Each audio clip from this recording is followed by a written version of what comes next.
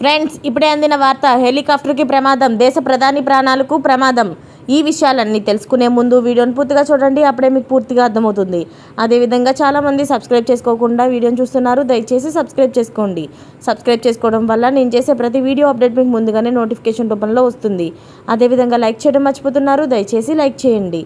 Like చేయడం వల్ల ఇటువంటి ఇంపార్టెంట్ ఇన్ఫర్మేషన్ చాలామందికి రీచ్ చేసిన వల్ల అవుతాం. ఇక లేట్ చేయకుండా వీడియోలోకి వెళ్ళిపోదాం.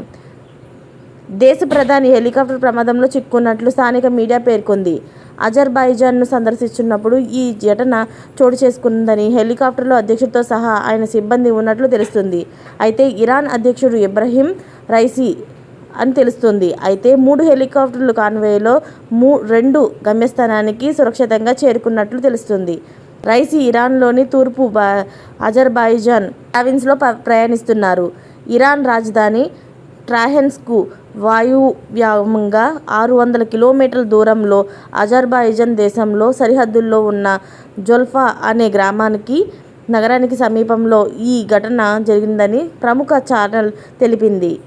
రెస్క్యూ టీం హెలికాప్టర్ సైట్కు చేరుకోవడానికి ప్రయత్నిస్తున్నారని, అయితే ఆ ప్రాంతంలో వాతావరణ పరిస్థితుల కారణంగా ఆటంకం ఏర్పడుతున్నట్లు సమాచారం. కొద్దిపాటి ఈదురుగాలులతో కూడిన ఈ భారీ వర్షం పడింది. అజర్బైజాన్ అధ్యక్షుడు ఇల్హాం అలియవ్తో కలిసి డ్యామ్ను ప్రారంభించేందుకు రైసీ ఆదివారం తెల్లవారుజామున అజర్బైజాన్లోనే ఉన్నారని నివేదికలు వెల్లడించాయి.